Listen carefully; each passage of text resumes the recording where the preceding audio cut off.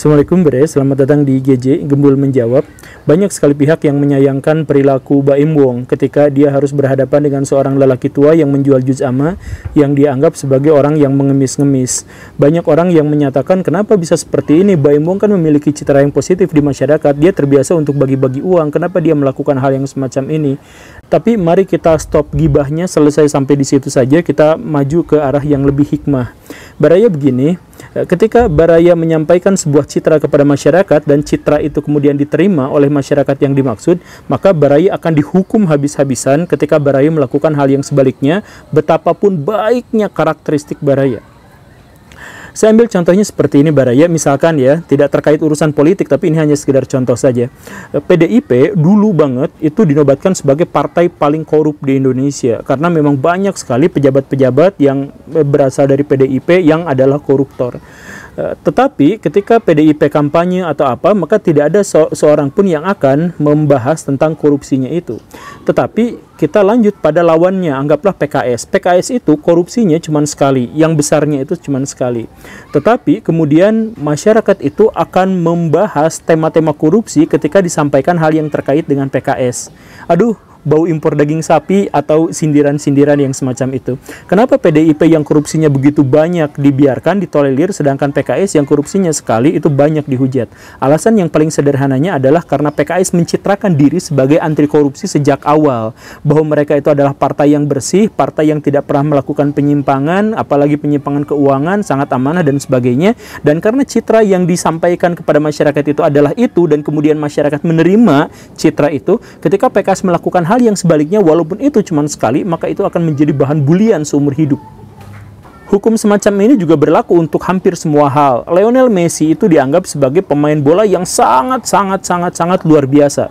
Sehingga ketika dia hanya bermain ala kadarnya atau bermain dengan level yang sama seperti pemain lain itu kan bagus. Tetapi kalau Messi main di level yang sama dengan orang lain, maka dia dianggap sebagai pemain yang buruk. Dan seperti itu. Kalau misalkan Baraya ketemu dengan seorang artis yang sangat terkenal, maka Baraya akan mentolerir dia ketika dia misalkan ketahuan melakukan hal-hal yang tidak senonoh, atau misalkan hal yang berbau hubungan seksual di luar nikah gitu ya, semacam itu. Maka Baraya akan mentolerir itu. Tetapi kalau ada orang yang membawa simbol-simbol agama, mencitrakan dirinya sebagai perwakilan agama atau hal yang semacam itu, kemudian dia melakukan hal-hal yang tidak senonoh, maka dia akan dihukum mati-matian oleh masyarakat sampai hilang sama sekali.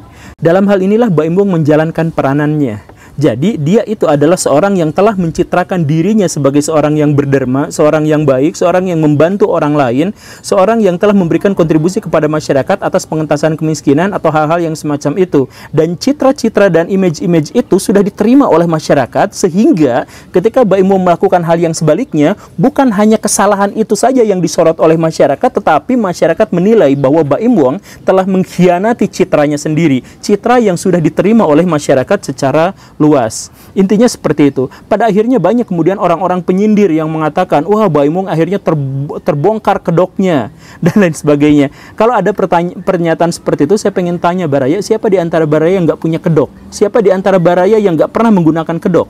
Kan pada dasarnya kita semua menggunakan kedok setiap hari. Yang jadi masalah itu adalah orang-orang yang menyindir itu sesungguhnya tidak pernah melakukan hal yang lebih baik daripada Baim Wong. Yang sesungguhnya terjadi adalah kenapa kita suka pada Baim Wong, karena dia adalah prototipe orang yang suka bersedekah. Kenapa kita suka pada orang yang suka bersedekah? Karena kita tidak melakukan itu. Saya dalam hal ini tidak sedang membela Baim Wong, maksud saya adalah kan setidaknya dia sudah memberikan kebaikan, sedangkan kita belum tentu juga telah memberikan kebaikan sebanyak yang dia ajukan kepada masyarakat.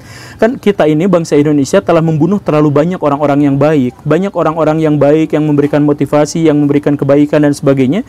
Kemudian kita hukum dan karirnya berhenti sama sekali gara-gara dia melakukan 1-2 kesalahan yang pada dasarnya umum kita lakukan sama-sama. Kan seperti itu. Kalau kita terus-terusan melakukan hal yang semacam itu, sampai kapan bangsa ini menjadi bangsa yang lebih baik? Jadi Baraya begini ya, kita tahu bahwa kualitas sinetron kita itu adalah sinetron yang jelek. Banyak di antara kita yang sudah mengatakan hal yang seperti itu, dan kita semuanya relatif setuju akan hal itu.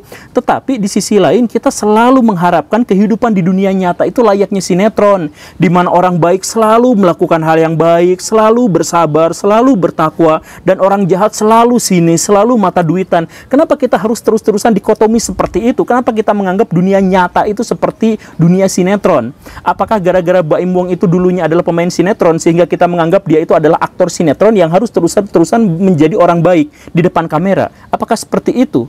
Kalau memang Baim Wong ternyata adalah seorang aktor dan di mana dia itu harus menunjukkan sesuatu yang karakter yang baik terus-terusan, lalu kenapa kita tidak berpikir kepada diri sendiri? Kenapa kita selalu memposisikan diri sebagai penonton dan komentator, sedangkan orang-orang itu harus kita posisikan diri sebagai aktor yang bermain? Dan ketika aktor-aktor itu bermain atas dasar tuntutan kita, lalu ketika dia buka kedoknya kita marah-marah. Bukankah kita yang menuntut dia untuk menjadi aktor yang menjadikan dirinya itu citra orang positif dan sebagainya?